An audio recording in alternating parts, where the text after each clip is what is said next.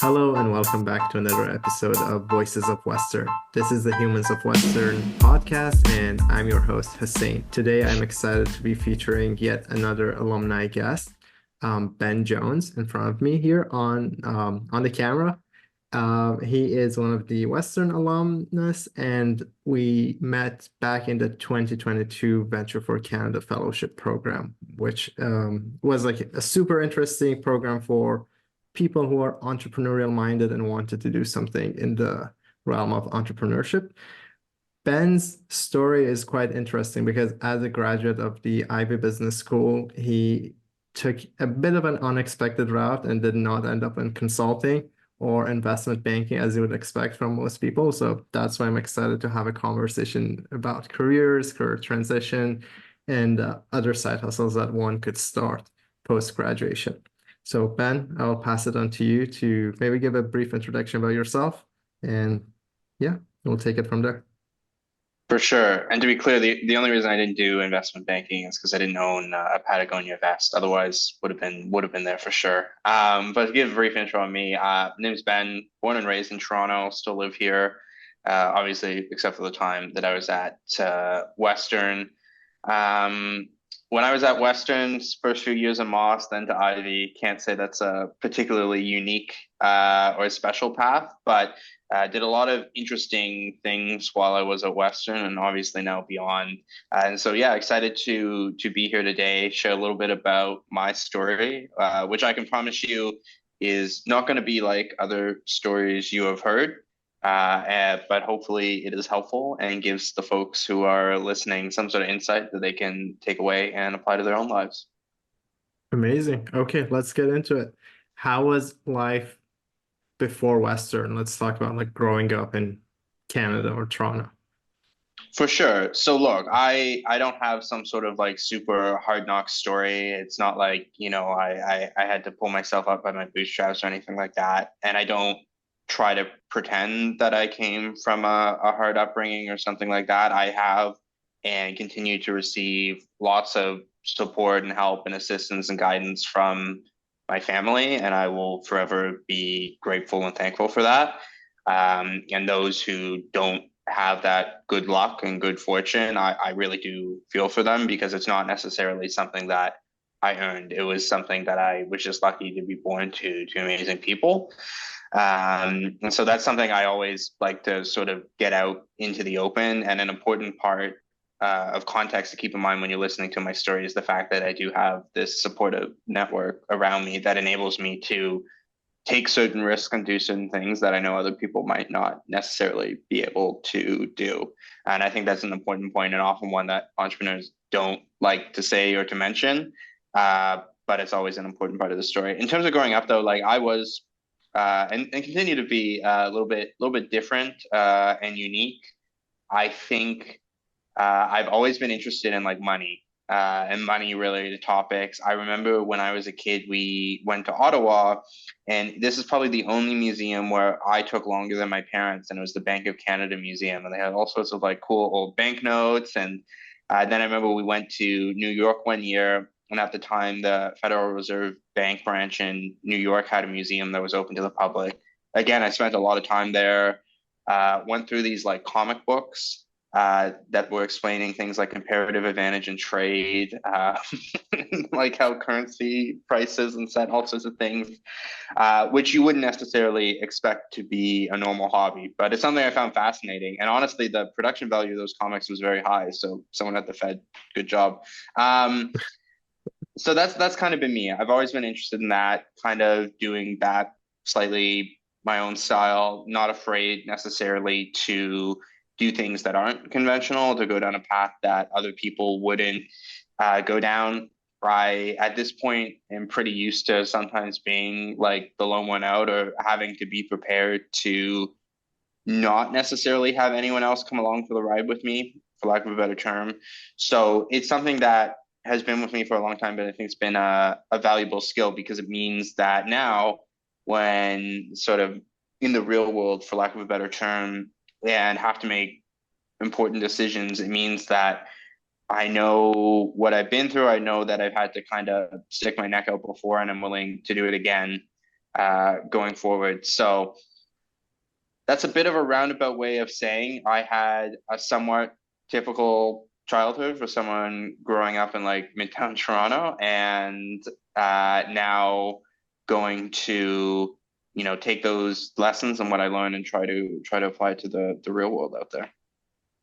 It's amazing to hear. I think you also mentioned points about, you know, counting on yourself, being independent. What kind of resulted in you taking those chances? Was it not being afraid of taking risks, or more so opportunities where you could just fail and the costs being very little to you?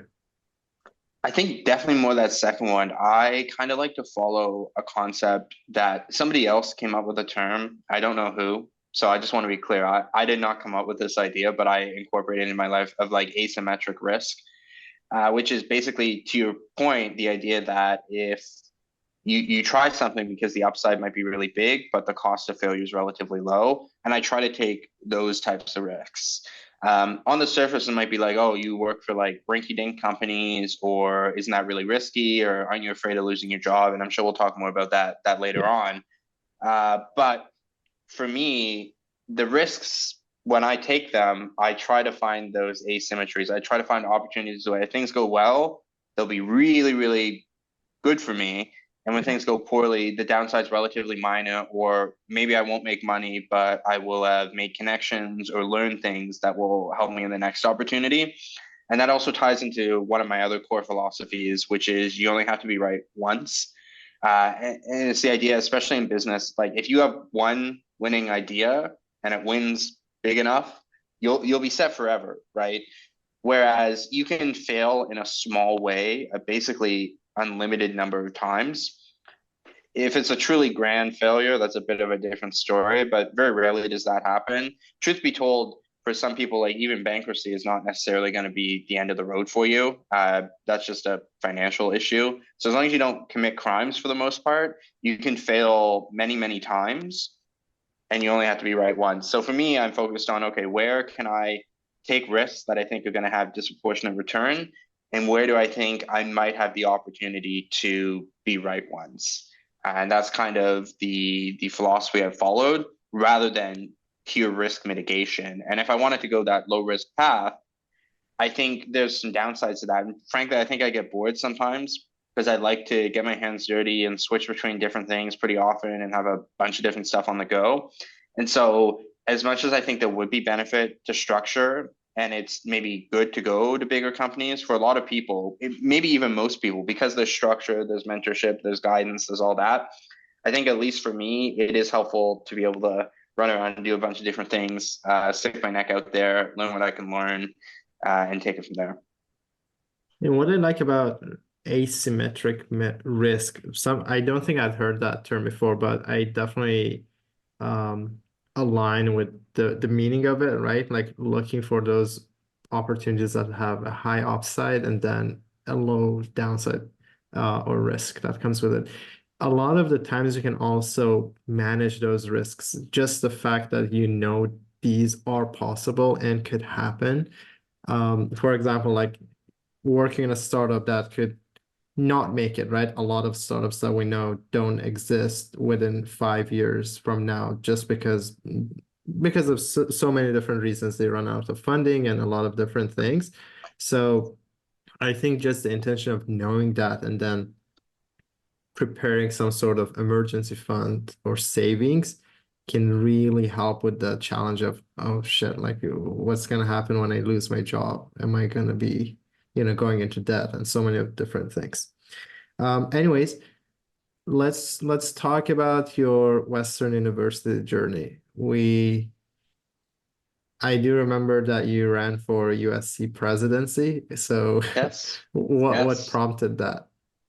Yeah, let's get into that. So to be clear as well, I came in dead last the year I ran. I did get almost 700 votes, so it's not like nobody voted for me, but I did come in dead last. Just full disclosure for everyone listening.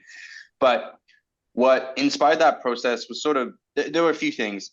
Generally, a candidate who does that is not my background. There's somebody who spends like time in that ecosystem, so they take types of roles progressing up to that. They've built a lot of networks within that space. They built up a reputation and credibility, and often they might spend like up to a year beforehand planning their run.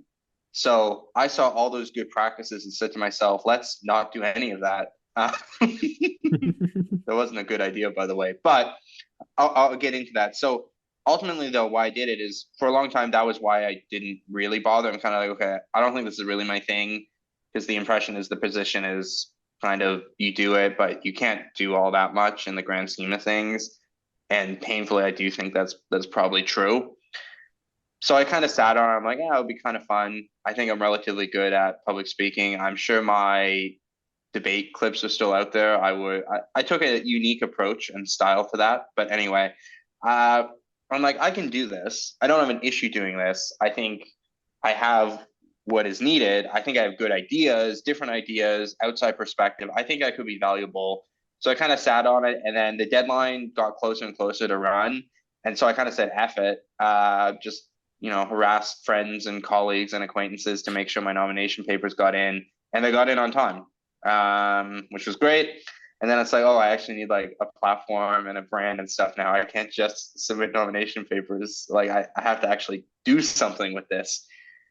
So I had to get to work doing that, and came up with ideas. And because, again, I didn't have this like team around me that other people had of like experienced strategists, it ended up being like a ragtag group of Ben's friends part-time haphazardly, because again, it was very last minute, kind of impulsive, if I'm being completely honest. It was like we had to be different. Like we're not going to win we didn't win, but we weren't going to win if we tried to do the same strategy as everyone else. Like these guys have spent months getting ready for this. So my strategy was just to make a splash and to be like totally out of left field. So it was to go bigger and bolder with our ideas, which, to be clear, I thought they were executable and I thought they'd be quite impactful, but they were designed to be bold and disruptive because that's what I knew would grab attention and grab interest.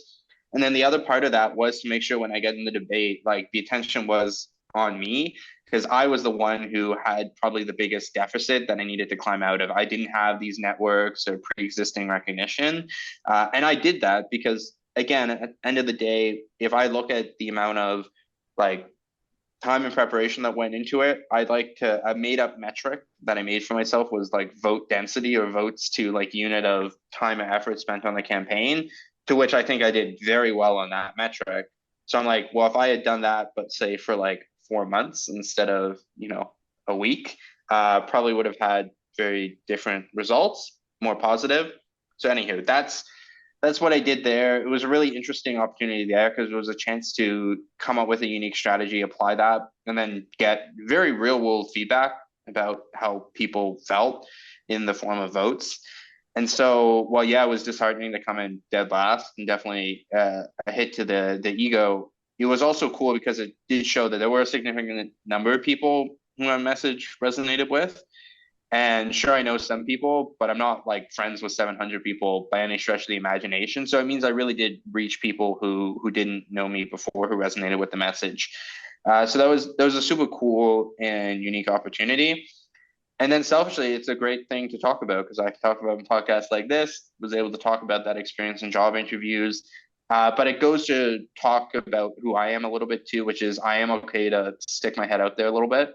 And sometimes, it's not going to end well. You come last, maybe you embarrass yourself a little bit. There are probably some people out there who still have negative opinions about who I am based on my performance that I put on for that particular campaign.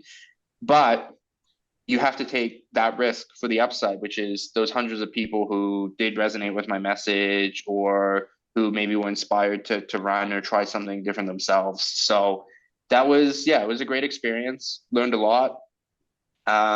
Didn't ultimately go the way I hoped, but I think in the long run, it's probably for the best because I learned a lot. And then I spent that year, rather than being USC president, doing other equally chaotic things. So yeah. Yeah, that was a pretty good roundup. And honestly, I think just the experience of putting yourself out there and running for something like this in itself is a very unique experience and sets you apart positively. Like not everyone can win, right? But the people who actually sign up for such a thing and campaign and like do all of the work beforehand that needs to be done, there's a lot of behind the scenes work that goes into it. So respect for And I actually will doing say that. too, people love the campaign website. So if you want a great website, let me know. I know a guy, amazing. Like even people who hated me, it's like your website was the best. Like don't like you, but that website was really good. So it was also a cool opportunity there to manage, work, collaborate with people, do all that stuff. So you're totally right. It was a great experience, and you don't always win, but you can always try. So.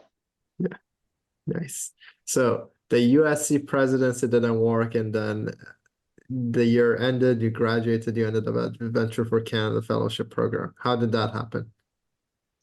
So that was an application, and that was these fun sort of group interviews. I think they still do them the same way. Yeah. I actually should probably volunteer for a selection event. But that's a different story. We'll go over a different day.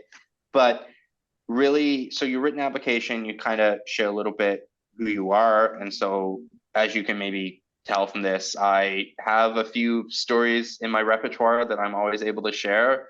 So I'm usually able to at least like pique somebody's interest. Now, when you talk to me, your opinions on me can be very divergent, but usually you're at least interested at that first stage. Then we go into these like, I don't know, you might have a good way to describe them too. I'd almost call them like group problem solving sessions.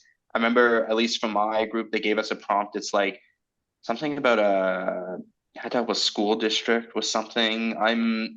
Yeah, I My think that memories, was the one. And we didn't have much time as well. It was like 25, 30 no, minutes. So it's also a exactly, practice on how you work under pressure with people who you barely know because we were set in a group that it consisted of exactly. like three, four people you had not met before.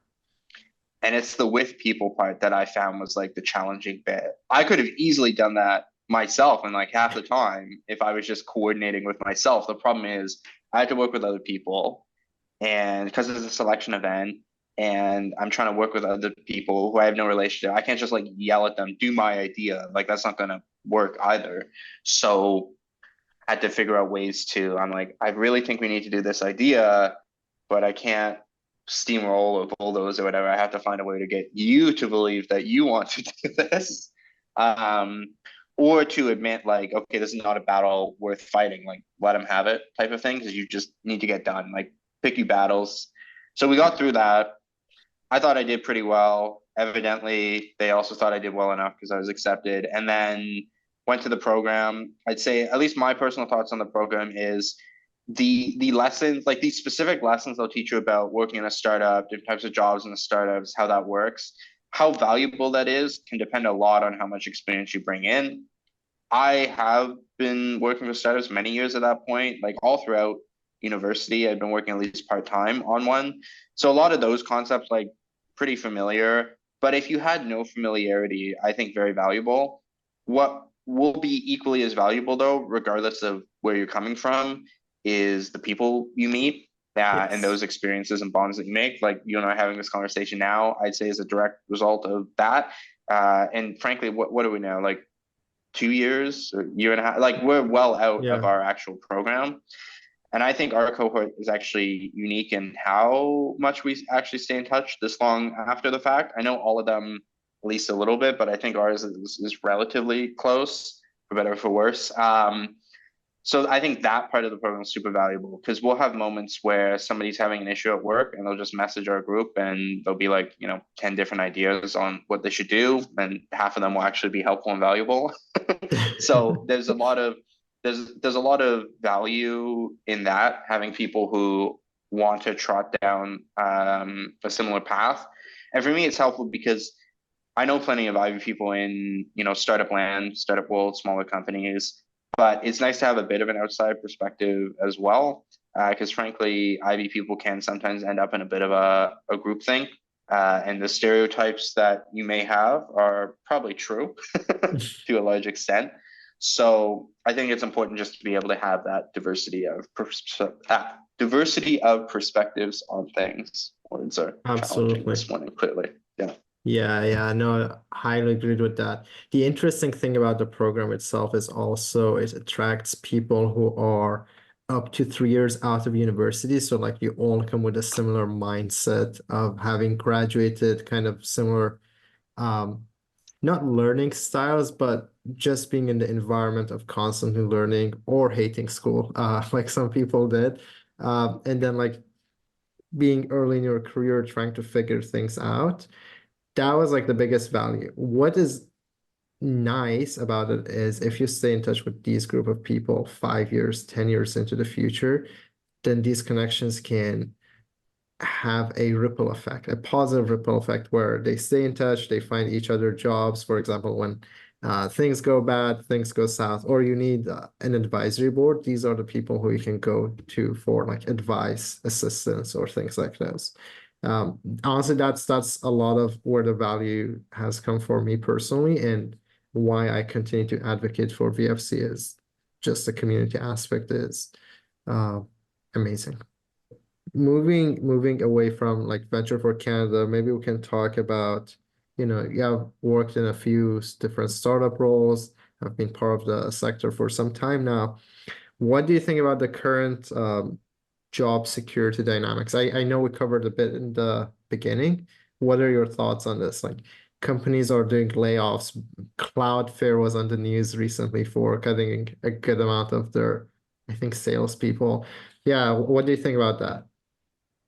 Oh, look, I mean, it's not surprising, right?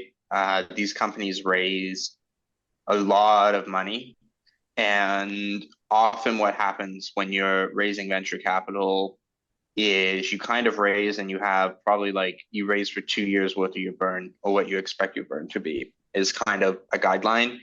And so if you look at when peak fundraising happens, say in like 2021, we're at or past that timeline now. And so some companies have extended the runway by slowing hiring and doing things, but like now things are starting to get tough.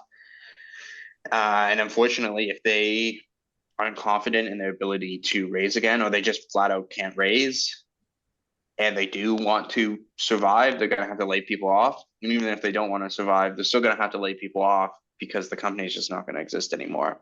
So unfortunately, it's just kind of that bad math of how the industry works.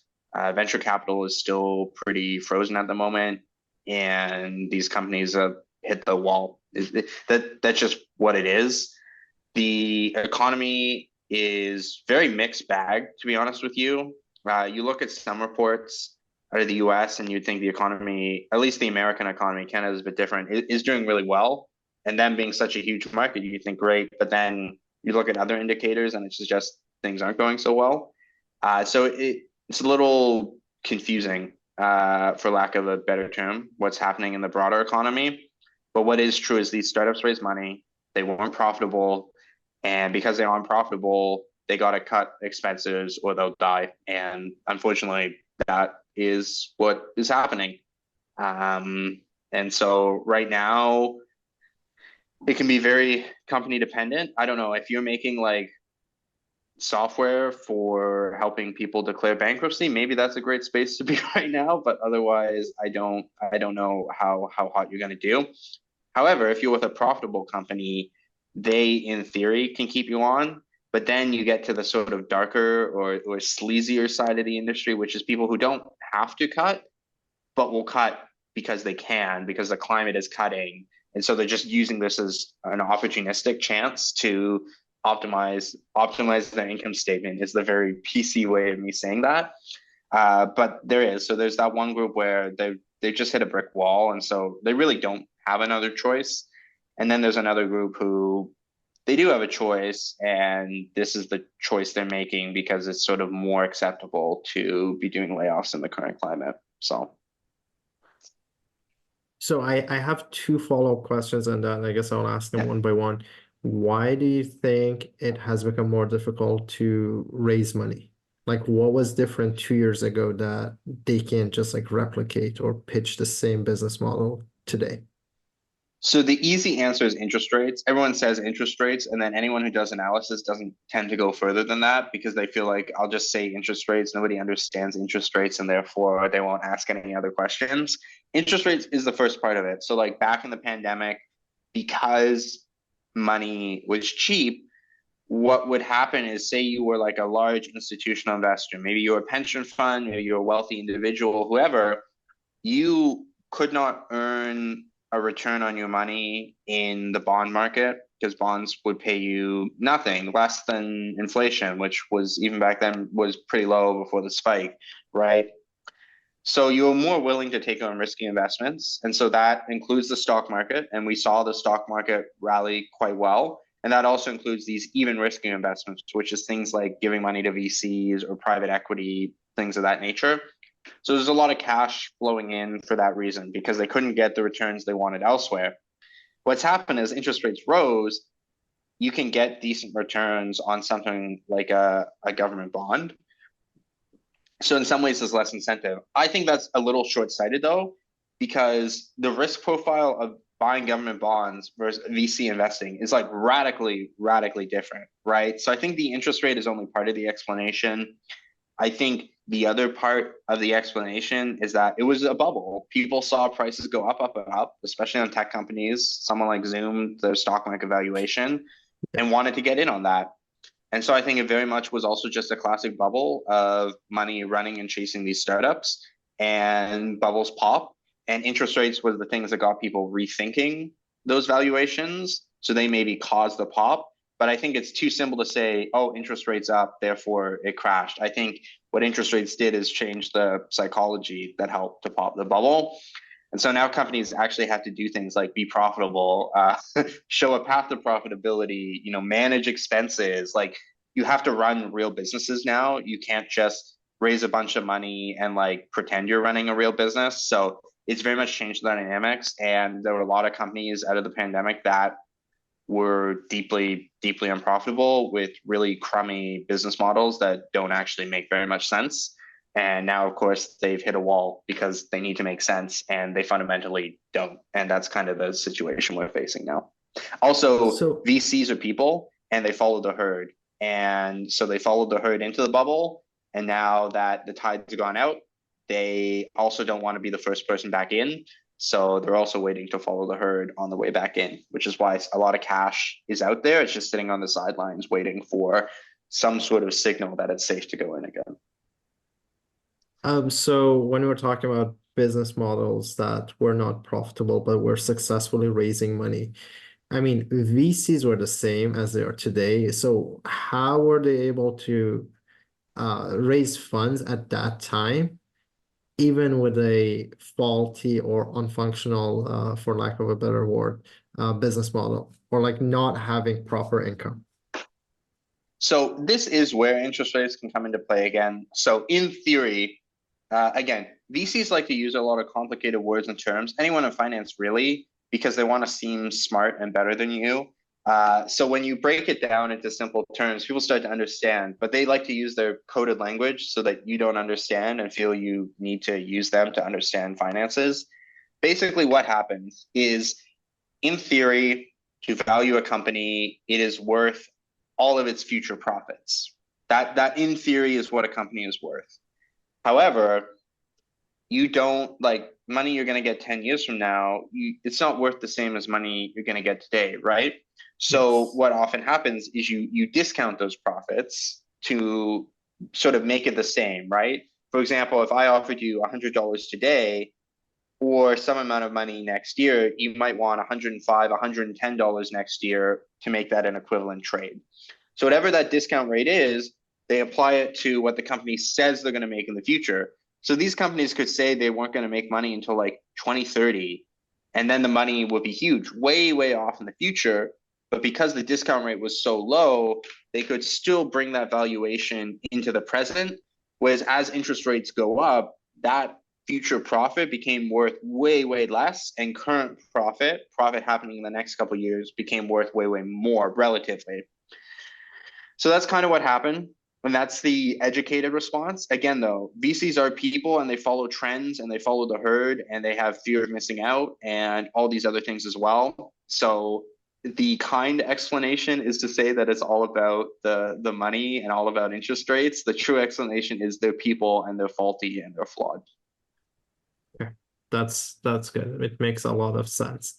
On to the second follow-up question that I had regarding optimizing, balance sheets and income statements and all of those. How does a company manage to overhire? That always surprises me. Like, do they have hopes for the new employees or new departments and they don't achieve them? Is that one of the things, or what goes on behind the scenes? Like, I know companies like Yeah. Apple, Microsoft, they lay off a whole department because it's not like working, for example, virtual reality and Meta. But I'm surprised at like how many companies have managed to overhire. Overhire is again, it's kind of one of these words that doesn't really mean anything. What they're describing is a few things. One is they expected growth to be 20% this year, and so they hired because they expected that, and that didn't happen. And I'd say that is true overhiring. It's you wanted to hire people so they were trained and ready to go for whenever you hit these numbers, and you didn't hit those numbers. That happens. And I understand why companies do that because by the time you are in that crunch, you then have to spend time hiring, training, getting them up to speed. So like you're just going to be behind the eight ball. So that's true over hiring. The other thing that happens is they hire for actual present need, but then business just slows down and the business falls. So they didn't really overhire. It's just the business is now no longer big enough to justify that many people. That also happens. But I'd say a big reason is startups get excited. You raise money, you have pressure from VCs to spend that money because, to my point earlier, they kind of expect that money to last you like 2 years. So if you're like, actually, we're gonna chill for a bit and we're gonna let it ride for five or whatever by not hiring that many, they actually don't want that because they want you to go big or go bust relatively quickly. And Oh, so there's wow. this pressure to hire people, even if you don't exactly know what they should be doing or what needs to be done. So that's also what happens a lot of times. You hire people and there are some people who are able to like figure out their own job. And there's a lot of people who there really is just not enough work for them to do. And then eventually reality hits the companies and you have to let them go. It's yeah, it's just the cruel reality of how things work. But overhire is also a nice term for companies just looking to cut costs, raise profits. They feel it sounds nicer, I guess, maybe, but it can mean a lot of different things. See, that's exactly why I dislike VCs with a passion. They put all of these pressures on you to like overperform, overhire, do this and that, spend the money, get rid of it. Uh, where it doesn't make sense, right? In a case like this, I would rather extend my runway, grow purposefully, make sure everything is sustainable as opposed to go crazy. Maybe I'm not suited to be a startup founder. I don't know that yet. But if I were to ever found a company, I would definitely go the bootstrapping way. At least that's what I would think based on the knowledge I have today. It could change tomorrow.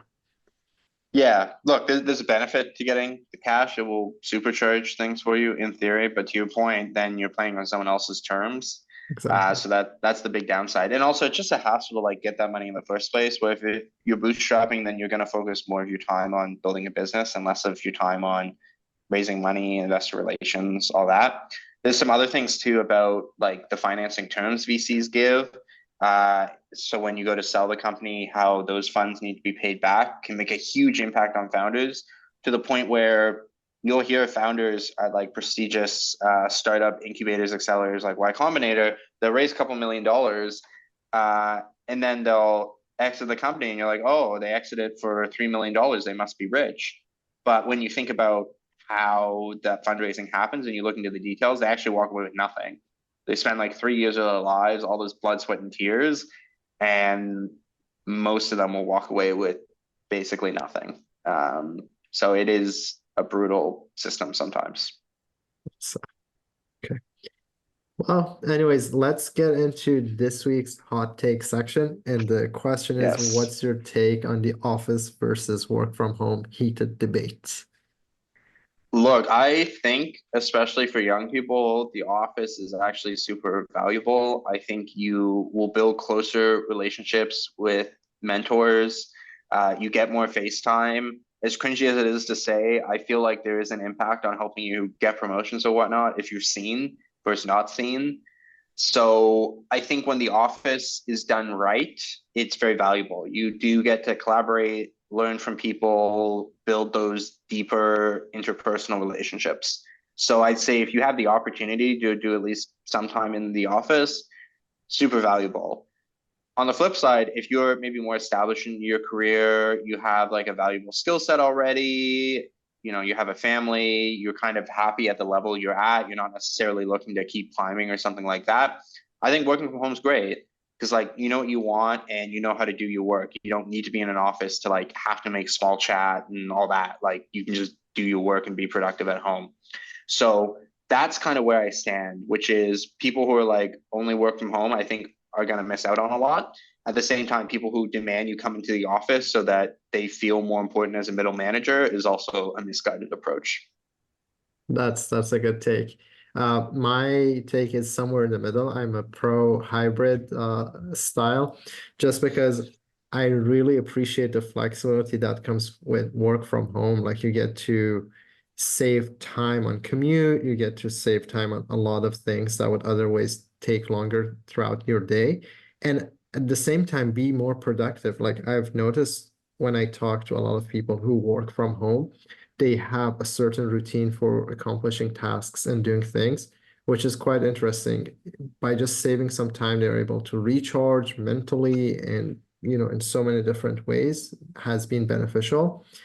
That said, I think it's important to go into the office. If not like every few days a week, maybe like every few days a month or like a couple of months, having that FaceTime is irreplaceable, especially when you meet in person. But where I think the dynamic is changing is after COVID happened, a lot of people are just becoming pro work from home. And if opportunities are rigid on just offering work from office or like in-person office days only, then they're going to miss out on a lot of great talent, which is why we're always seeing this constant battle of we want to do work from home, but also in the office. Should it be hybrid? Like, what should we do? It's going to be interesting. I personally have a theory, and it's Gen Z founders who are coming up in this like decade or so are going to create more and more work from home offices, more so work from anywhere, even internationally. And that's going to be an interesting thing to witness in the next maybe 5 to 10 years or even It sooner. will be. Although I do think you'll still see a lot of startups, like at least the founders will be in the same geographic location together, but then maybe like they'll likely build their organizations as like hybrid first, rather than in the past where it would very much be office first. But it will also depend on the founder and their own views on culture, I think. Yeah, it's going to be super interesting to see. And work from anywhere in the world is also an interesting trend because it works both ways. I think the assumption is, oh, I can take my, Canadian or even better US paying job and go somewhere cheap, which might be true until your company also realizes I might be able to get someone there to do it for less. Or I can still find another Westerner over there, but they'll take less because, again, they're used to the lower living expenses. I don't necessarily have to pay you Toronto prices to live in, Phuket or whatever. So, yeah. That's an interesting viewpoint as well. Yeah, like nowadays, talent, I think, is becoming more and more globalized, where Yeah. location is mattering less and less. I honestly wonder how those companies that have teams in different time zones work together, like talking Well, that's the Toronto, challenge London, too. UK, Yeah. somewhere in Asia. It's going to be an interesting thing when a company like scales up globally. Yeah, very much so. I've seen all sorts of different approaches from like depending on where they are in the world, they just make them work North American hours, which could be like middle of the night. And then other ones, like they'll orchestrate their stand up so they're at a specific time that's like maybe the end of the day for one team, beginning for another type of thing to like do that. So yeah, it's going to be super interesting how that all evolves. I think just like with AI, work from home is still actually relatively early days in figuring out what it's going to mean for the long haul. Let's see. Why don't we talk about, sorry, why don't we talk a bit about your side hustle experiences and Yes. businesses that you've had? I know we talked about the slime app business. Maybe you want to give an intro Yes. into that? So yeah, the Slime app, one of my personal favorites. It is what it sounds like. It is an app that's virtual slime for iOS. You download it and you can play with slime. You pay a subscription if you want premium slime. That's what it is. I have no idea how to build an iOS app. I bought this because the cash flow looked really compelling relative to the valuation. That turned out to be true, thankfully. And so it's been going ever since. Made my initial purchase back and it continues to spit out cash, which is nice. It was fun, explaining to my accountant what that income was. But anyway, you pay your tax on Slime app income as you do anything else. So yeah, it was a cool learning experience though of actually buying a business, getting everything set up for those cash flows, even learning about like how HST works for the business side. Because as a customer, you're used to just like seeing an extra 13%. Whereas it's very, very different when you're a business and making business purchases and when you're selling your goods to people outside of Canada and all that. So that was a really interesting experience as well with the Slime app. Super valuable. Would definitely do it again. The problem is deals like that are pretty rare because generally at that size, if it's producing that much cash flow, the person will just sit on it. They're not going to bother selling it because it's doing relatively well. So yeah, that was a very interesting experience. And then more recently, I have shifted into trying to do some of my own content creation. How well it's going remains to be seen. Thing about content, I've always heard though, is it can take a long time before you know if you're starting to catch on or if you just suck and you need to do better or give up. It can take a long time before you know that for sure. So started doing like short videos, daily one, like TikTok business related. It's a niche. If it's a Yeah. popular What one, we'll find concepts do you out. cover? Really everything. So I'll talk a little bit about like VC investing type stuff. I'll talk about some more generic, fluffy, motivational stuff, which I still think is helpful in doses. I'll kind of make comedy or satire. Like if you've been on the internet, you'll have somebody who has pitched you like a drop shipping course. Yes. Um, Hundreds of so times. exactly. So I make fun of that because drop shipping as a business these days is very, very hard unless you have some special niche. So I'll do all that type of stuff. And then I also do longer form content. Usually I analyze a business, like small public company as well. The financials are public. And I'm like, this is what I think is going well. This is what I don't think is going well. This is what I think I should do. Do these companies want or need my advice? That's up to them, but I give it anyway. And if any of them ever see it, they are free to contact me and I'm happy to give further input. But that's what I do. I think it's really valuable to try to build up that personal brand. And my goal with it isn't to be like the largest YouTuber or to have the largest TikTok following. It's to be have the most valuable audience. And so value is a combo of like the right type of people and enough people. So quantity needs to be there, but having motivated entrepreneurial business type people being the ones who engage with your content versus just the general public, huge difference. So a lot of interesting sort of stuff like that.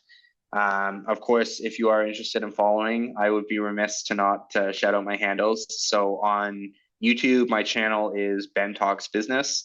And then on TikTok, it's Business of Ben because somebody already stole Ben Talks Business from me. So I had to switch it up.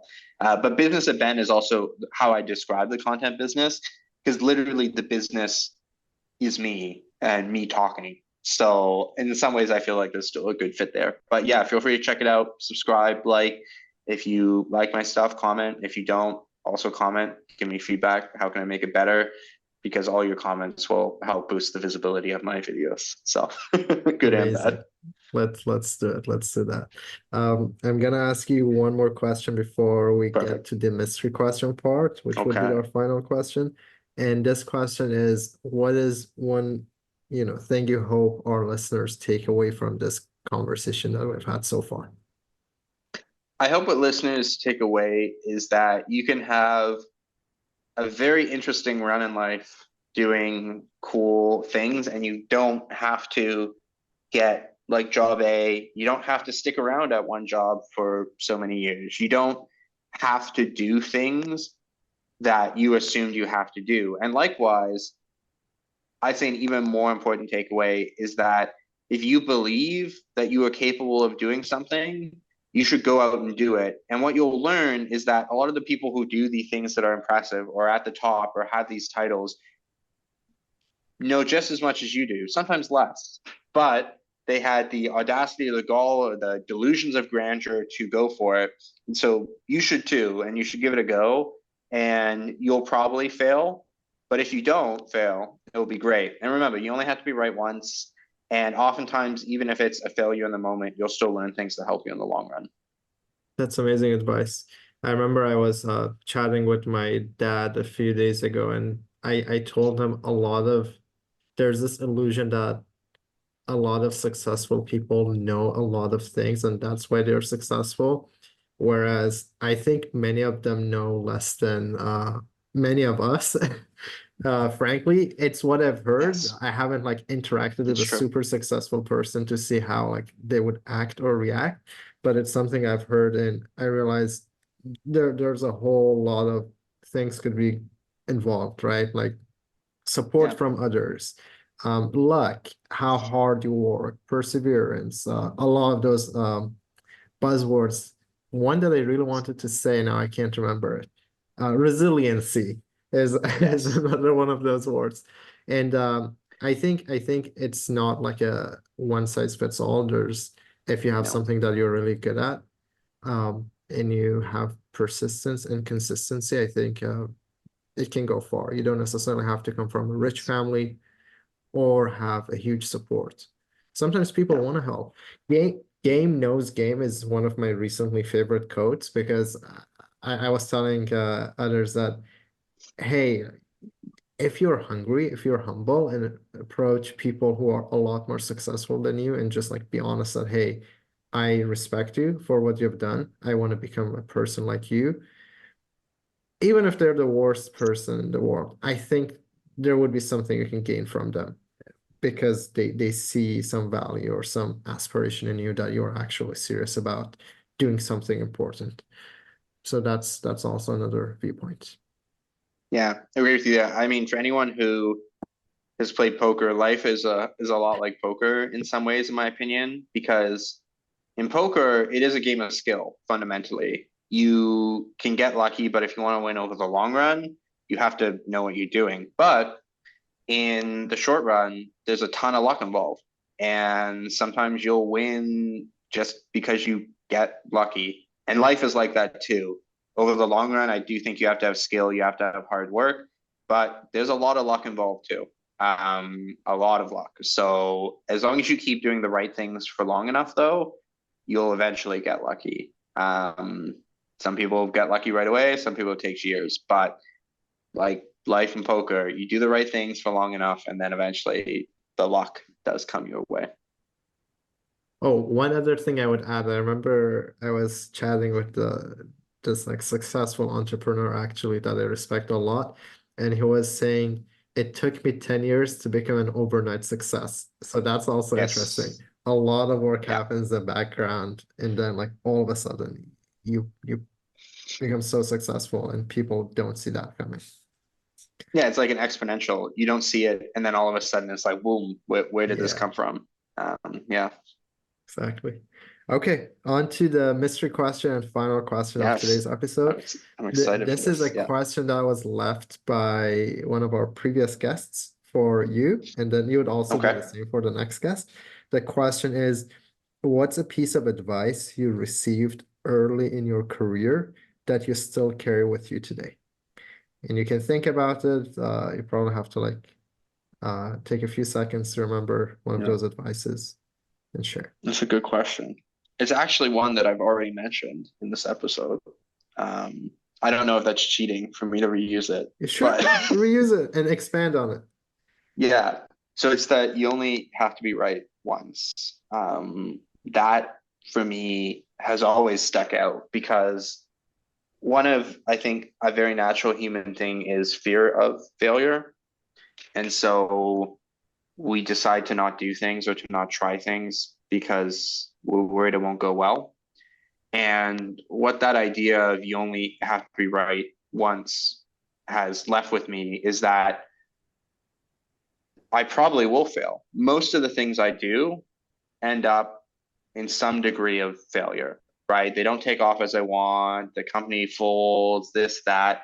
Most of what I do ends in failure. Like the content I do statistically will end in failure. The USC run I did ended in failure, arguably, right? Like all these things fail, but if you only have to be right once, you can fail a lot because eventually you won't fail. And you don't know when it's going to come. And it can be the weirdest thing. That's the thing that works.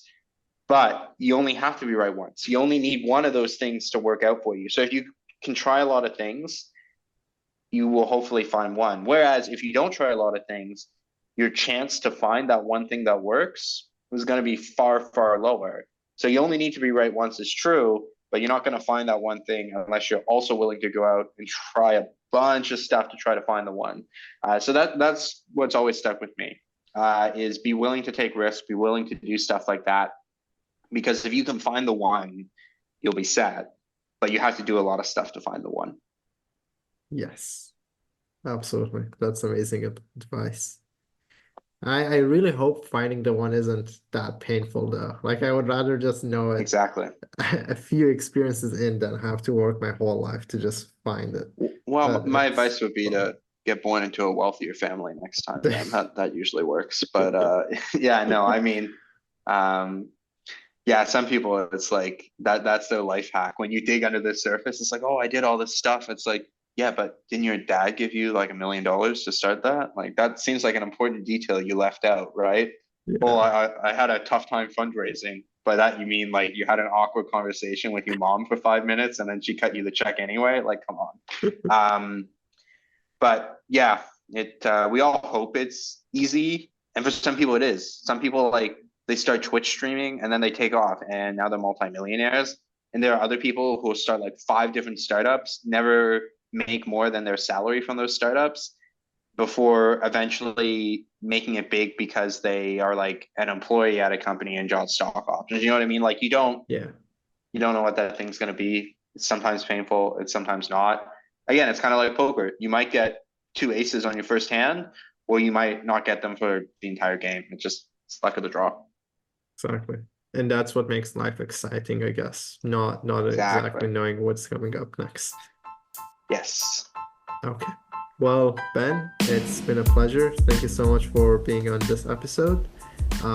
It was so nice learning about VCs, fundraising, and diving into your story a bit more. Thank you so much for being here, and we appreciate you. Thank you. Have a good day.